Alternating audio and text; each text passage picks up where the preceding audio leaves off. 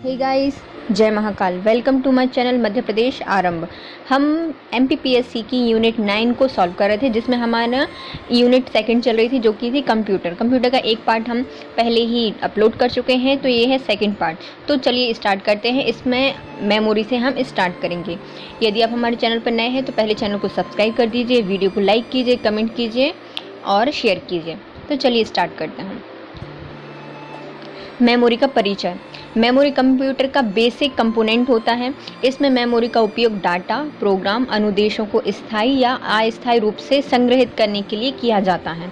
CPU central processing unit को process करने के लिए इनपुट डाटा और निर्देशकों की आवश्यकता होती है, जो कि मेमोरी में संग्रहित होते हैं। देखिए, मेमोरी क्या होती है, किसी भी कंप्यूटर की तो एक बेसिक कंपोनेंट हो गया, क्योंकि यदि आप भी हैं तो यदि आपकी मेमोरी गायब हो जाए, भगवान ना करे यदि ऐसा होता है, यदि हाँ एग्जाम्पल के तौर पे देख लेते हैं, तो क्या आप यूजलेस हो जाओगे ना, कुछ भी याद नहीं है। तो किसी भी इंस्ट्रक्शन को, डाटा को, अनुदेश को अस्थायी या स्थायी रूप में रखने के लिए अपने पास, उसको क्या कहते हैं, मेमोरी में स्टोर हो जाती है। वो जो CPU होता है, उसको किसी भी डाटा को प्रोसेस करना है या फिर कैसे प्रोसेसिंग होगी, तो वो जो उसके इंस्ट्रक्शन लिखे होते हैं वो किस में होते हैं, मेमोरी में पहले से ही संग्रहित किए जाते हैं। मेमोरी का प्रयोग प्रोसेसिंग के बाद प्राप्त परिणामों को संग्रहित करने के लिए भी किया जाता है। देखो, प्रोसेस करने के लिए तो हो गया कि चलो प्रोसेस करना है, लेकिन जो आउटपुट होता है उसको भी कुछ लोग संग्रहित करके रखते हैं, मतलब स्टोर करके रखते हैं, तो उसमें भी मेमोरी का प्रयोग किया जाता है। मेमोरी का अनुक्रम या मेमोरी हायरार्की। मेमोरी को दो आधार पर विभाजित किया जाता है। एक होती है स्टोरेज कैपेसिटी और एक्सेस टाइम, मतलब संग्रहण क्षमता कितनी है, मतलब कितना स्टोरेज कर सकती है, और एक्सेस टाइम मतलब कितने जल्दी दे सकती है रिजल्ट। तो उस दो आधार में विभाजित किया जाता है।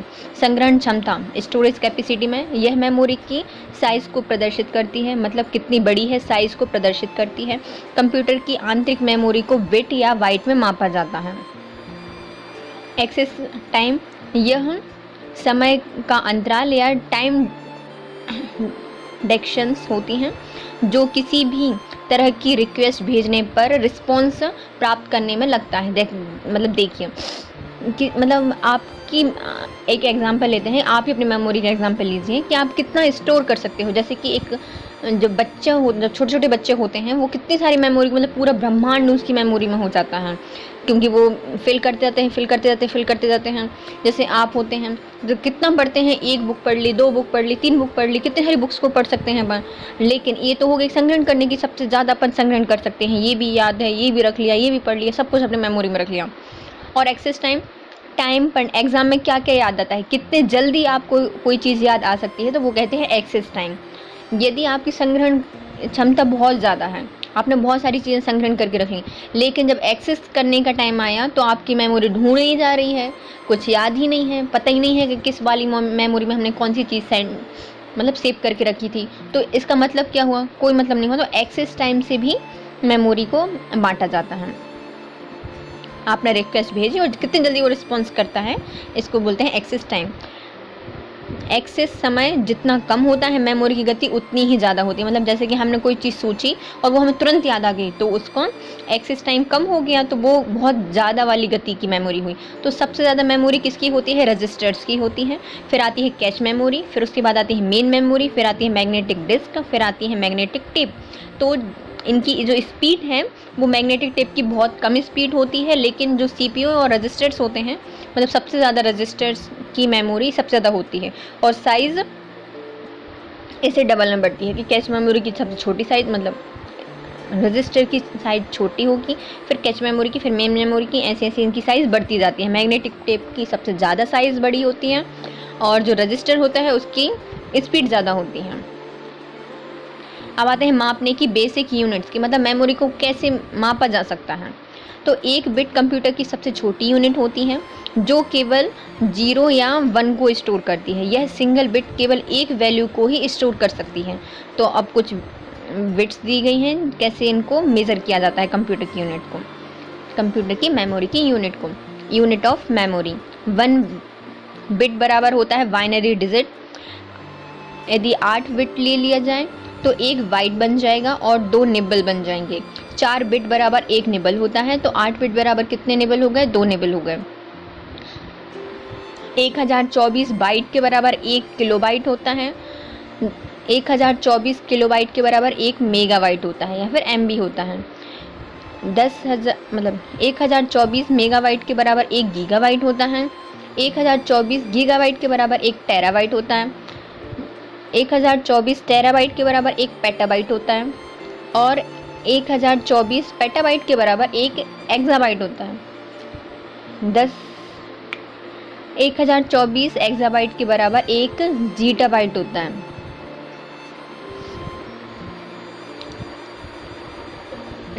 1024 जीटाबाइट के बराबर 1 योटाबाइट होता है। 1024 योटाबाइट के बराबर 1 ब्रोंटोबाइट होता है और 1024 ब्रोंटोबाइट के बराबर 1 जियोबाइट होता है। प्लीज़ प्लीज़ प्लीज़ गाइज इस टेबल को याद कर लीजिएगा, एक बार फिर से रिवाइज कर लीजिएगा, क्योंकि वन डे एग्जाम में सीधे डायरेक्ट क्वेश्चन यहीं से आ जाते हैं। तो आप प्लीज़ इसको एक बार और देख लीजिएगा। विभिन्न प्रकार की मेमोरी का एक्सेस टाइम और स्टोरेज। तो पहले मेमोरी, फिर उसका एक्सेस टाइम कितना लेती है और फिर उसकी स्टोरेज क्षमता कितनी है। पहले आता है रजिस्टर, 1 से 2 नैनोसेकंड इसका एक्सेस टाइम है और 200 तक स्टोर कर सकती है। फिर आता है क्रैश मेमोरी, 3 से 2 नैनोसेकंड एक्सेस टाइम लगता है और 32 KB से 4 MB तक का स्टोरेज होती है इसके पास। रैम 11 से 60 नैनोसेकंड और 16 MB से 4 KB तक स्टोरेज कर सकती है। मैग्नेटिक डिस्क ये 10 से 50 ms मतलब मिनट सेकंड्स लेती हैं, मिली सेकंड्स लेती हैं और 160 से 1600 गीगाबाइट तक स्टोरेज कर सकती है। ऑप्टिकल डिस्क ये 100 से 200 ms तक एक्सेस टाइम होता है इसका और 700 MB से 60 गीगाबाइट तक स्टोरेज कर सकती है। अब आती है क्या, प्राथमिक मेमोरी या प्राइमरी मेमोरी। इसे आंतरिक मेमोरी भी कहा जाता है क्योंकि यह कंप्यूटर के CPU का ही भाग होती हैं। जो प्राइमरी मेमोरी होती है उसको आंतरिक मेमोरी कहा जाता है। प्राथमिक मेमोरी में किसी समय चल रहे प्रोग्राम या उसके इनपुट डाटा, आउटपुट डाटा कुछ समय के लिए स्टोर किए जा सकते हैं। यह मेमोरी का आकार सीमित होता है परंतु इनकी गति बहुत तेज़ होती है ताकि जब किसी डाटा की ज़रूरत हो तो उसमें तुरंत लिया जा सके। कंप्यूटर की मुख्य मेमोरी का आकार जितना ज़्यादा होता है तो वह कंप्यूटर उतना ही तेज़ी से गति करता है या तीव्र माना जाता है। चलिए फिर से इसको एक बार देखते हैं क्या होती है प्राथमिक मेमोरी। प्राथमिक मेमोरी आंतरिक मेमोरी होती है, कंप्यूटर के अंदर ही होती है। जब भी कंप्यूटर को चलता है, इनपुट डाटा या फिर आउटपुट डाटा, जैसे कि हमने कोई चीज़ स्टोर की, कॉपी की, हमने कोई चीज़ कॉपी पेस्ट करना है हमें, तो हमने कॉपी की तो वो जो कॉपी करने के बाद जो इंस्ट्रक्शन है वो कहाँ पर स्टोर होंगे कि हमें कोई चीज़ क्या कॉपी किया है, तो वो इसमें स्टोर हो जाता है। इसका आकार सीमित होता है कि ज़्यादा बहुत एकदम बड़ी नहीं होती, लेकिन हाँ जितनी ज़्यादा इसकी क्षमता होगी उतना ही ज़्यादा तेज़ कंप्यूटर चलता है और ये बहुत तेज़ होती हैं।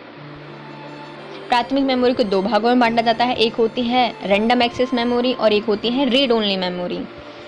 रैंडम एक्सेस मेमोरी को कहा जाता है रैम और रीड ओनली मेमोरी को कहा जाता है रोम। रैंडम एक्सेस मेमोरी एक मेमोरी यह एक चिप की तरह कार्य करती है जो कि मेटल ऑक्साइड सेमीकंडक्टर की बनी होती है। मेटल ऑक्साइड सेमीकंडक्टर की बनी होती है जिसको कहा जाता है मॉस। रैम का उपयोग डाटा को स्टोर करने, उनमें उपस्थित डाटा को पढ़ने के लिए किया जाता है। रैम में उपस्थित सभी सूचनाएं अस्थायी होती हैं। जैसे ही कंप्यूटर की विद्युत सप्लाई बंद हो जाती है वैसे ही सूचनाएं नष्ट हो जाती हैं। अर्थात रैम एक वॉलेटाइल मेमोरी है।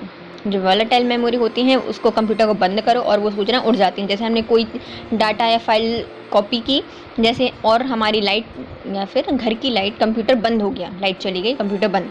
अब मुझे फिर से वो चीज़ कॉपी करनी पड़ेगी जब लाइट आ जाएगी, क्योंकि वो वहाँ अब कॉपी नहीं होगी या फिर जो हमने इंस्ट्रक्शन दी थी वो चली गई। तो ये क्या होती है, वॉलेटाइल मेमोरी होती है और यहाँ से डाटा जल्दी उड़ जाता है।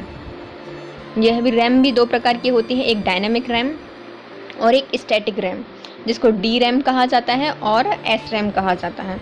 फिर आती है डायनेमिक रैम। डायनेमिक रैम को डी रैम भी कहा जाता है। डी रैम चिप के स्टोरेज सेल परिपथ मतलब सर्किट के एक ट्रांजिस्टर लगा होता है जो ठीक उसी प्रकार कार्य करता है जिस प्रकार कोई ऑन ऑफ स्विच कार्य करता है। इसमें क्या लगा होता है, एक सर्किट बना होता है, स्टोरेज सेल परिपथ के साथ एक ट्रांजिस्टर लगा होता है और एक परिपथ पूरा सर्किट बना होता है और इसमें एक ऑन ऑफ का स्विच भी लगा होता है और उसी की तरह काम करता है डायनेमिक रैम। यह एक कैपेसिटर भी लगा होता है जो एक विद्युत चार्ज को स्टोर कर सकता है। ट्रांजिस्टर रूपी स्विच की उपस्थिति के अनुसार यह कैपेसिटर चार्ज भी हो सकता है और अनचार्ज भी हो सकता है। क्या होते हैं, इसमें एक ट्रांजिस्टर लगा होता है और एक कैपेसिटर लगा होता है, एक पूरा सर्किट बना होता है और ऑन ऑफ की तरह ये कार्य करता है। कैपेसिटर में क्या होता है, ये चार्ज भी हो सकते हैं और अनचार्ज भी हो सकते हैं। फिर आते हैं मेमोरी की क्लासिफिकेशन, इसको बाद में पढ़ेंगे, पहले पढ़ लेते हैं क्या, स्टैटिक रैम, है ना। अब डी रैम में ही दिया है कुछ और। इन स्थितियों को क्रमशः 0 बिट या फिर 1 बिट माना जाता है, परंतु कैपेसिटर का चार्ज लीक हो सकता है, इसलिए उस चार्ज को फिर से भरने या उत्पन्न करने का प्रावधान अर्थात रिफ्रेश किया जाता है, जिसके कारण इसकी गति धीमी हो जाती है। रैम के उदाहरण हैं एसडी रैम, जिसको बोलते हैं synchronous dynamic RAM, RD RAM, RAM बस डायनेमिक रैम और DD RAM double data dynamic RAM. देखिए क्या होती है रैम, नहीं स्टैटिक मतलब डायनेमिक रैम क्या होती है, इसको डी रैम कहा जाता है। इसमें एक सर्किट बना होता है जिसमें ट्रांजिस्टर लगे होते हैं, कैपेसिटर लगे होते हैं और ये ऑन ऑफ स्विच की तरह कार्य करता है। कैपेसिटर को स्टोरेज कर सकते हैं चार्ज मिलने पर और अनचार्ज भी हो सकते हैं, है ना, चार्ज को स्टोरेज कर सकता है। और ये कैसे काम करते हैं, 0 और बिट की तरह ही इनको माना जाता है। जैसे कि इनके जो कैपेसिटर होते हैं उनमें चार्ज हो गया और अनचार्ज हो गया। अब चार्ज किया हमने और वो पूरा लीक हो गया और अनचार्ज हो गया, तो हमें उसको फिर से भरने के लिए फिर उत्पन्न कराने के लिए जो इलेक्ट्रॉन्स हैं उनको रिफ्रेश करना पड़ेगा, जिससे कि हमारे कंप्यूटर की जो गति है वो क्या हो जाएगी, धीमी हो जाएगी। अब आते हैं क्या, स्टैटिक रैम, इसको एस रैम भी कहा जाता है। इसमें डाटा तब तक संचित रहता है जब कि पावर ऑन रहता है, लाइट गई डाटा गया, तो ये है स्टैटिक रैम। स्टैटिक रैम में स्टोरेज सेल परिपथ में एक से अधिक ट्रांजिस्टर लगे होते हैं। डायनेमिक में सिर्फ एक ट्रांजिस्टर लगा था, एक सर्किट लगा था, एक ट्रांजिस्टर लगा था और एक कैपेसिटर लगा था और पूरा सर्किट की तरह बना था। जो स्टैटिक रैम होती हैं इसमें एक से अधिक ट्रांजिस्टर लगे होते हैं, इसमें कैपेसिटर का उपयोग नहीं होता। स्टैटिक रैम अधिकतर केस मेमोरी की तरह ही कार्य करता है या उपयोग की जाती है कैश मेमोरी की तरह। डायनेमिक रैम की तुलना में स्टैटिक मेमोरी अधिक महंगी होती हैं। एस रैम के उदाहरण non volatile S RAM, special S RAM, synchronous asynchronous S RAM और सिंक्रोनस एस रैम। अब आते हैं रीड ओनली मेमोरी, इसे संक्षिप्त में रोम कहा जाता है। रीड ओनली मेमोरी को, इसमें स्टोर डाटा निर्देश स्थायी रहते हैं। इनमें उपस्थित डाटा को सिर्फ पढ़ा जा सकता है, डेटा या निर्देशों में परिवर्तन करना संभव नहीं होता। विद्युत सप्लाई बंद होने पर भी इस चिप में भरी सूचनाएं संचित रहती हैं, अर्थात रोम एक नॉन वोलेटाइल मेमोरी है। देखो अभी अपन ने क्या पढ़ा था, रैम पढ़ा था कि जो हम कंप्यूटर में कर रहे हैं वो जाके सीधा कहाँ पे सेव हो जाता था, रैम में हो जाता था और कंप्यूटर बंद हुआ और सारी चीज़ें उड़ जाती थी। लेकिन जब हमारा कंप्यूटर आता है, नया कंप्यूटर आता है, उसमें कुछ कुछ इंस्ट्रक्शन पहले से सेव होती हैं कि हम माई कंप्यूटर पर क्लिक करेंगे तो सिर्फ माई कंप्यूटर ही खुलेगा, उसकी फ़ाइल खुल जाएगी, उसमें ये शो होगा। यदि हम इस पर जाएंगे तो ये होगा। ये मतलब बेसिक इन्फॉर्मेशन या फिर इंस्ट्रक्शन उसमें सेव होती हैं। ये आपने सेव की हैं क्या? नहीं ना।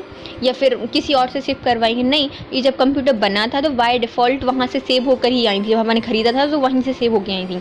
तो ये होती हैं रीड ओनली मेमोरी, कि उनने एक मेमोरी में पूरे इंस्ट्रक्शन को लिख दिया और इसमें कोई चेंजेस नहीं हो सकते, आप इनको हटा नहीं सकते और ये वैसे ही रहेंगे। नॉन वोलेटाइल, आपका कंप्यूटर चल रहा है तब भी वैसे ही काम करेगा जब आप ऑन करोगे उसको, और यदि बंद भी हो गया है तब हम जब भी चालू करेंगे तब भी वैसे ही वर्क करेगा, कोई चेंजेस नहीं आते। तो ये होती है रोम मेमोरी में, रीड ओनली मेमोरी के। हम सिर्फ उनको पढ़ सकते हैं, चेंजेस नहीं कर सकते। लेकिन इसके भी कई उपाय हैं। कई जिनके पास बहुत एक्स्ट्रा दिमाग होता है ना, तो वो कुछ ना कोई उपाय ढूंढ लेते हैं कि हम इनको चेंज कैसे करें। तो इसमें भी कुछ कुछ मेमोरीज की टाइप दिए गए हैं। तो रोम के प्रकार, एक होती है पी रोम, जिसको बोलते हैं programmable read only memory. E P ROM, erasable programmable read only memory. E P ROM, electrically erasable programmable read only memory, electrically erasable programmable read only memory. अब आती है पी रोम। सबसे पहले यह एक ऐसी मेमोरी है जिसमें एक प्रोग्राम की सहायता से सूचनाओं को स्थायी रूप से स्टोर किया जा सकता है। प्रोग्राम है तो हम किसको करेंगे, प्रोग्राम की सहायता से किसी भी चीज़ को स्टोरेज कर सकते हैं। जब इस मेमोरी में कोई सूचना भरनी होती है तो एक उपकरण इसे प्रोग्रामर या वर्नर कहा जाता है द्वारा ऐसी उच्च वोल्टेज द्वारा पल्स उत्पन्न की जाती हैं जिसमें कुछ चुने हुए स्विच नष्ट हो जाते हैं, अर्थात ये स्विच 0 या 1 के होते हैं। इस तरह प्रोग्रामेबल चिप या प्रोम चिप में सूचना स्टोर हो जाती है। देखिए अब हमारी रैम हमने खरीद ली, कंप्यूटर पूरा खरीद लिया, इसमें हमें लेकिन कुछ और प्रोग्राम भी सेट करवाने थे, लेकिन जो वो कंप्यूटर वाले जिनने बनाया कंप्यूटर कंपनी ने, उनने तो दिए ही नहीं। अब हमें कुछ और प्रोग्राम भी इसमें डलवाने हैं, तो हम क्या करेंगे, उसकी जो रैम है उसको निकलवा के लेके जाएंगे भैया के पास, जो हम लोग यहाँ पे होते हैं कंप्यूटर वाले भैया के पास। उनसे बोलेंगे भैया हमें ये वाला प्रोग्राम डाल दो, क्योंकि उनके पास क्या होगा, प्रोग्रामर होगा या फिर बर्नर होगा। वो एक हाई वोल्टेज का एक पल्स उत्पन्न करेंगे और उसमें जो स्विच होते हैं वो नष्ट हो जाएंगे और जो आपके हैं वो उसमें फिल हो जाएंगे। तो प्रोम चिप में सूचना स्टोर की जा सकती हैं। इसको क्या कहा जाता है, प्रोग्रामेबल रीड ओनली मेमोरी। प्रोम मेमोरी को भी केवल एक ही प्रोग्राम किया जा सकता है। अब आते हैं ईपी रोम। मतलब जो प्रोम मेमोरी है ना, उसमें से आप एक बार ही प्रोग्राम किया जा सकता है, एक बार ही कर सकते हो। अब आते हैं ईपी रोम। यह erasable programmable read only memory होती है। यह एक ऐसा प्रोम मेमोरी होती है जिसे फिर से प्रोग्राम किया जा सकता है। देखो अभी हमारे पास कौन सी मेमोरी थी, प्रोग्रामेबल मेमोरी। हम लेके गए भैया हमारा ये वाला प्रोग्राम आपने पिछली बार डाला था, अब हमें ये वाला प्रोग्राम और डालना है। तो भैया क्या बोलेंगे कि गुड़िया इसमें ऐसा नहीं होता, ये आपकी पी रोम थी और इसमें सिर्फ एक बार प्रोग्राम हो सकता था। अब आप दूसरा कंप्यूटर खरीदेगा जिसमें क्या हो, ई प्रोम लगी हो। हमने कहा ये क्या होती है, तो भैया बोलेंगे देखो जैसे कि आपने एक बार इसमें प्रोग्राम करा है तो इसमें सिर्फ एक ही बार प्रोग्राम करा सकते हो, फिर नहीं करवा सकते।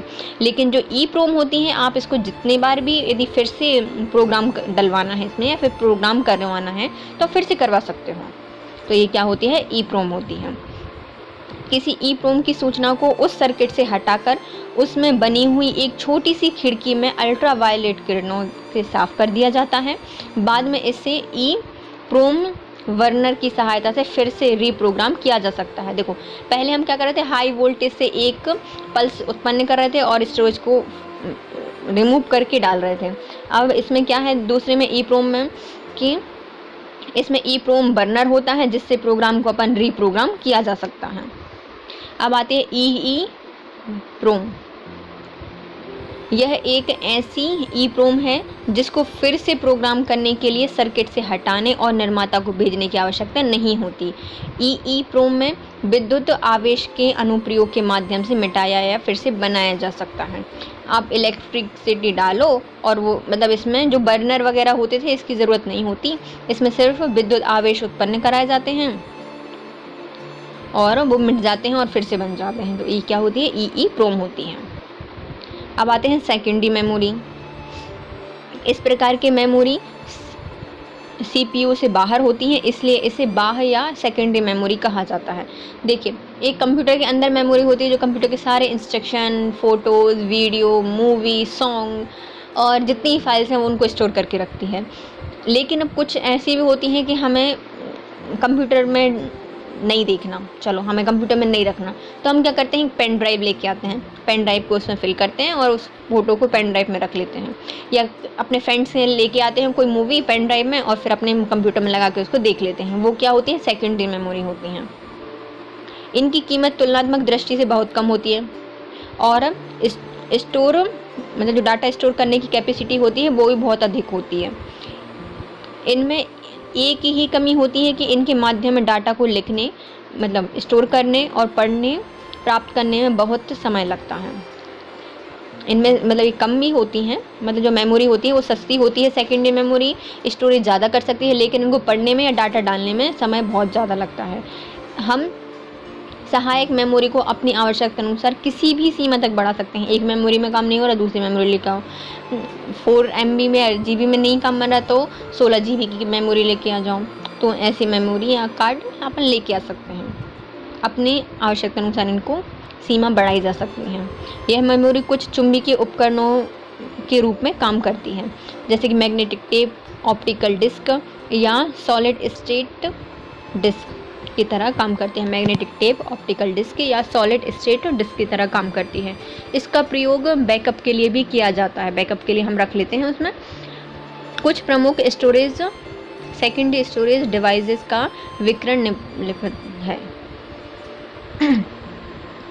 अब आती है, सबसे पहले आती है कुछ मतलब जो सेकेंडरी मेमोरी हैं उनके एग्जांपल, जिसमें सबसे पहले आती है floppy disk. Floppy disk Mylar की बनी हुई एक वृत्ताकार डिस्क होती है। काय की बनी हो मतलब किस चीज़ की बनी होती है, तो ये बनी होती है माइलर की।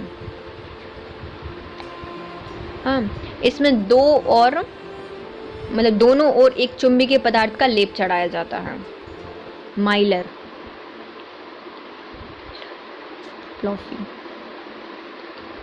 फ्लॉपी पर डाटा कुछ संकेंद्रीय या कोसेंट्रल वृत्ताकार सर्कुलर पथ पर स्टोरेज किया जाता है, जिसे ट्रैक कहते हैं। इसमें देखो, जो फ्लॉपी डिस्क होती है ना, उसमें कुछ जो डाटा रहता है उसको कैसे स्टोर किया जाता है, वृत्ताकार पथ पर किया जाता है, और इसको क्या कहा जाता है, ट्रैक कहा जाता है। हर ट्रैक कई भागों में बटा होता है, जिसे सेक्टर कहा जाता है। डिस्क को सेक्टर और ट्रैकों में विभाजित करने की प्रक्रिया डिस्क फॉर्मेटिंग कहलाती है। एक सेक्टर में 512 बाइट होते हैं। एक दिशा में बनाए गए चिन्ह बाइनरी अंक ए को व्यक्त करते हैं और उसके विपरीत दिशा में बनाए गए चिन्ह 0 को व्यक्त करते हैं। फ्लॉपी डिस्क पर कई सूचना लिखने और उनसे पढ़ने के लिए एक विशेष उपकरण की आवश्यकता होती है, जिसे फ्लॉपी डिस्क ड्राइव कहा जाता है। देखो, सबसे पहले आती है फ्लॉपी। ये राउंड होती हैं, ये बनी होती है माइलर की, लेकिन उस पर चुंबकीय पदार्थ की लेप चढ़ी होती है। यह वृत्ताकार परिपथ में गोल गोल होती है, गोल सेंट्रल होती हैं, और इसमें कई चीज़ें स्टोर कर सकते हैं गोल गोल परिपथ में, है ना, वृत्ताकार परिपथ में। इससे ट्रैक कहा जाता है, और मतलब जो ट्रैक होता है वो भी कई सेक्टर में बटा होता है। इस विभाजन को क्या कहा जाता है, डिस्क फॉर्मेटिंग कहा जाता है। एक सेक्टर में 512 बाइट होते हैं, और जो यदि एक दिशा में बनी हुई कोई चिन्ह है तो वो 1 को प्रदर्शित करती है, और विपरीत दिशा में बना हुआ कोई चिन्ह है तो वो 0 को प्रदर्शित करता है। इसको पढ़ने और विशेष उपकरण की आवश्यकता होती है लिखने के लिए, तो उसको कहा जाता है फ्लॉपी डिस्क ड्राइव। अब आता है हार्ड डिस्क। यह फिक्स्ड डिस्क भी कहा जाता है इसको। ये कई आकारों और क्षमताओं में बनी होती हैं, लेकिन इसकी बनावट और कार्यप्रणाली लगभग एक ही होती है। जो हार्ड डिस्क होती हैं इसको क्या कहा जाता है, फिक्स्ड डिस्क कहा जाता है, और कई आकार क्षमता में होती हैं। बनावट और कार्यप्रणाली लगभग एक जैसी होती हैं। आधुनिक हार्ड डिस्क की क्षमता 200 गीगाबाइट तक होती है।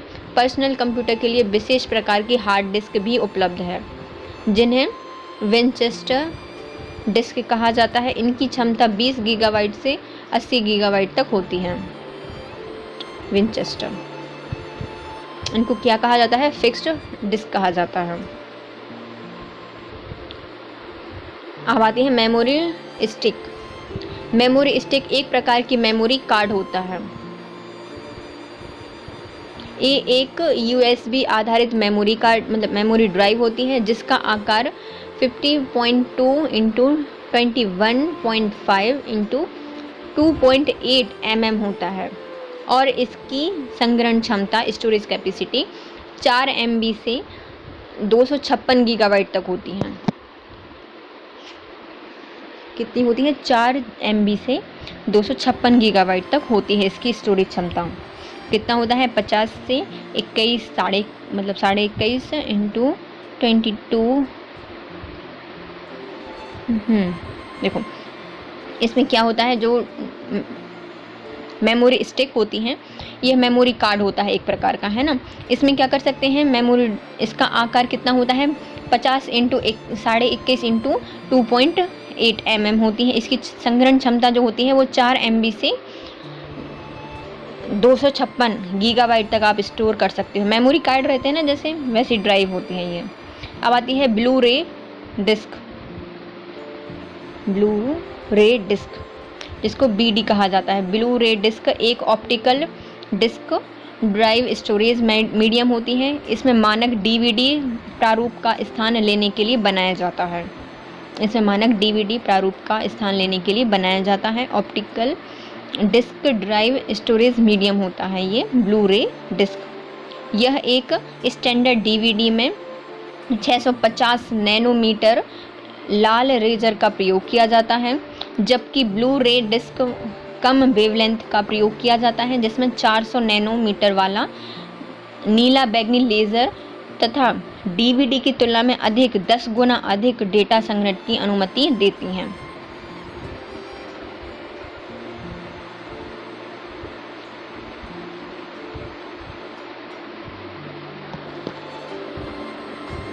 देखिए अभी तक अपन DVD आती हैं आपके पास, तो DVD का प्रयोग उसके प्रारूप में किसने स्थान ले लिया है, तो ब्लू रे डिस्क ने ले लिया है उसका। ब्लू रे डिस्क ने उसका स्थान ले लिया है। क्यों? क्योंकि जो DVD होती हैं उसमें 650 रेड कलर की लेज़र का प्रयोग किया जाता है और इसकी क्षमता कितनी होती है, ज़्यादा नहीं होती है ना। और जो ब्लू रे डिस्क होती है उसकी वेवलेंथ ज़्यादा कम प्रयोग करनी पड़ती है, जो कि होती है 400 नैनोमीटर की, और इसमें ज़्यादा स्टोरेज कर सकते हैं, 10 गुना ज़्यादा स्टोरेज किया जा सकता है। मुख्य रूप से इसका प्रयोग उच्च स्पष्टता वाले वीडियो, हाई डेफिनेशंस वीडियो के लिए किया जाता है, प्ले स्टेशन के लिए किया जाता है, वीडियो गेम के लिए किया जाता है, और अन्य डाटा को प्रत्येक एकल परत वाले प्रोटोटाइप पर 25 गीगाबाइट तक या दोहरी परत वाले 50 गीगाबाइट तक संग्रहित करने के लिए किया जाता है। प्रोटोटाइप पर 25 गीगाबाइट तक और दोहरी परत पर 50 गीगाबाइट तक संग्रहित करने के लिए इसका प्रयोग किया जाता है। किसमें करते हैं? प्ले स्टेशन में करते हैं, वीडियो में करते हैं, हाई डेफिनेशन वीडियो में, और वीडियो गेम में इसका प्रयोग किया जाता है ब्लू रे डिस्क का। और इसकी कितनी वेवलेंथ होती है? 400 नैनोमीटर की वेवलेंथ होती है और स्टोरेज क्षमता DVD से 10 गुना ज़्यादा होती है। अब आते हैं क्या, इस डिस्क में स्थिर सूचनाओं को किसी भी अतिरिक्त उपकरण या संशोधित फर्मवेयर के बिना पढ़ा जा सकता है। ब्लू रे डिस्क के भौतिक मानक DVD तथा CDs के ही स्थान समान होते हैं। जो इसका भौतिक मानक होता है वो DVD या फिर CD के समान ही होता है। अब आती है मैग्नेटिक टेप। ये पुरानी फाइलों का बैकअप लेने के लिए बहुत सुरक्षित और सस्ते साधन माने जाते हैं। ये प्रारंभ से ही कंप्यूटर में प्रयोग किए जाते हैं और अभी तक इनका प्रयोग किया जाता है। ये सुरक्षित होते हैं, सस्ते होते हैं और अच्छे से इनमें बैकअप रख सकते हैं अपन, और सबसे पहले से चल रहे हैं। मैग्नेटिक टेप प्लास्टिक का आधा इंच या 12.7 mm चौड़ा, सैकड़ों और हजारों फीट लंबा फीता होता है जो एक चक्के पर लिपटा होता है। इसकी एक सतह पर किसी चुंबकीय पदार्थ को पतली परत होती है और इस परत पर चुंबकीय सिंबल बनाकर डाटा लिखा जाता है। टेप की 1 इंच लंबाई में 800 से 6250 बाइट तक लिखी जा सकती हैं। टेप की लंबाई 200 फीट से 3600 फीट तक हो सकती है। ये होती है मैग्नेटिक टेप। इसमें कितना तक स्टोर कर सकते हैं, देखिए इसकी कितनी मोटी होती है, प्लास्टिक का आधार कितना होता है, तो 12.7 mm चौड़ा होता है, सैकड़ों मील तक का एक फीता लगा होता है।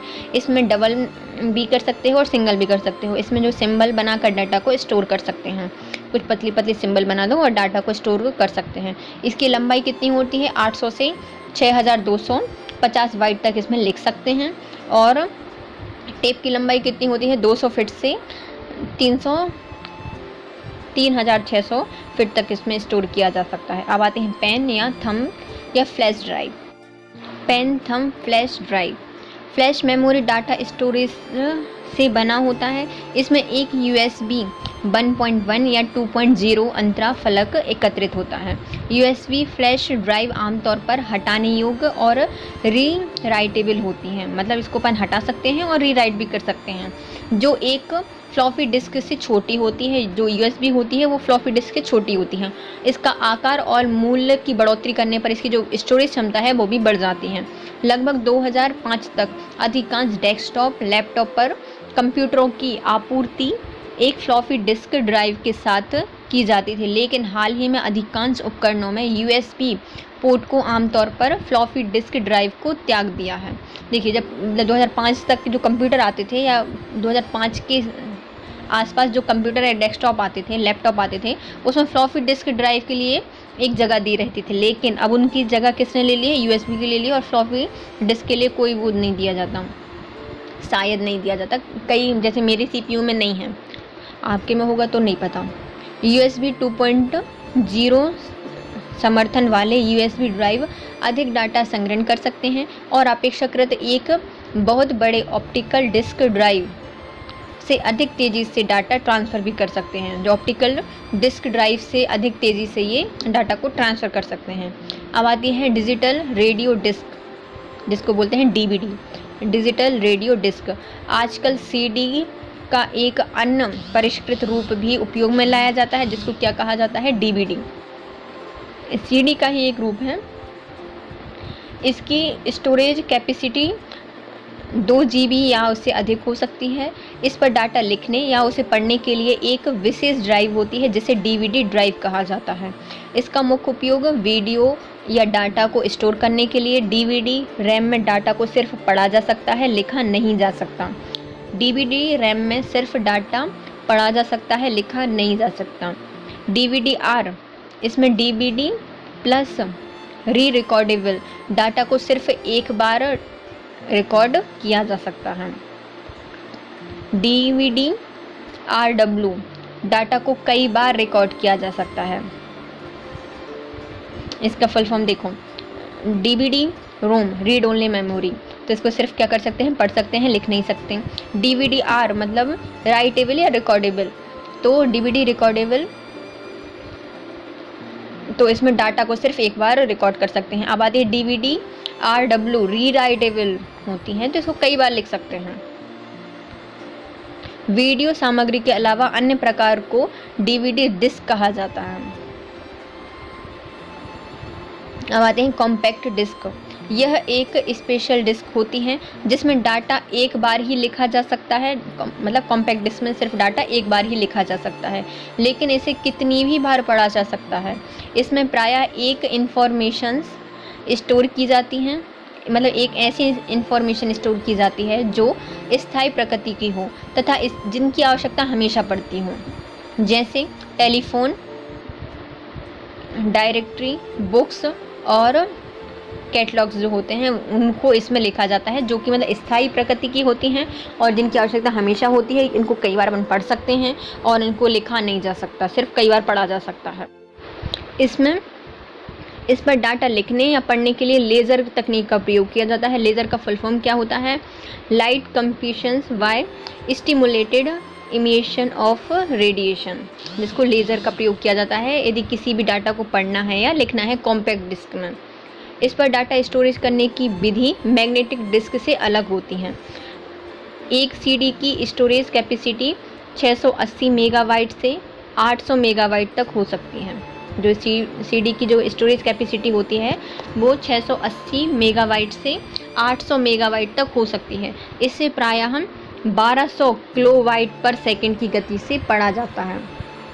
1200 किलोबाइट पर सेकंड की गति से पढ़ा जाता है। इसमें सूचना पढ़ने के लिए जो ड्राइव उपयोग में लाई जाती है उसे CD-ROM ड्राइव कहा जाता है। CD-ROM ड्राइव का प्रयोग किया जाता है कॉम्पैक्ट डिस्क को पढ़ने के लिए। अब आती है CD-R या CD रिकॉर्डेबल। यह एक रिकॉर्डेबल कॉम्पैक्ट डिस्क होती है जिसमें डाटा सिर्फ एक बार रिकॉर्ड किया जा सकता है। इससे राइट वंस रीड मेमोरी भी कहा जाता है, राइट वंस रीड मैनी भी कहा जाता है। इसमें रिकॉर्ड किया गया डाटा बार बार पढ़ा जा सकता है। इसमें एक बार रिकॉर्ड राइट किए गए डाटा को एडिट नहीं कर सकते। यदि हमने कुछ इसमें रिकॉर्ड कर दिया तो सिर्फ हम उसको एक बार ही राइट कर सकते हैं और कई बार उसको पढ़ सकते हैं। अब आती है मेमोरी कार्ड, जो कि हमारे कंप्यूटर में आम होते हैं और आप सबको पता होगा कि मेमोरी कार्ड क्या होता है। यह एक छोटा सा कार्ड होता है जिससे सिलिकॉन का प्रयोग किया जाता है, जिसमें जो कि बना किससे होता है, सिलिकॉन से बना होता है। इसमें मल्टीमीडिया कार्ड भी कहा जाता है, मल्टीमीडिया कार्ड भी कहा जाता है। यह एक इलेक्ट्रिक मेमोरी डिवाइस होती है जिसका प्रयोग कंप्यूटर के अलावा अन्य जो आधुनिक उपकरण होते हैं उनमें भी प्रयोग कर सकते हैं। इसलिए इसको क्या कहा जाता है, इलेक्ट्रॉनिक मेमोरी कहा जाता है। जैसे कि मेमोरी का प्रयोग मतलब जो इसके जो कार्ड होते हैं, मेमोरी कार्ड होते हैं, इसका हम कंप्यूटर में भी कर सकते हैं, मोबाइल में कर सकते हैं, मोबाइल में, फ़ोन में, डिजिटल कैमरा में, पीडीए में, पाम टॉप में, लैपटॉप में, स्मार्टफोन में भी इनका प्रयोग किया जा सकता है मेमोरी कार्ड का। अब आते हैं स्मार्ट कार्ड।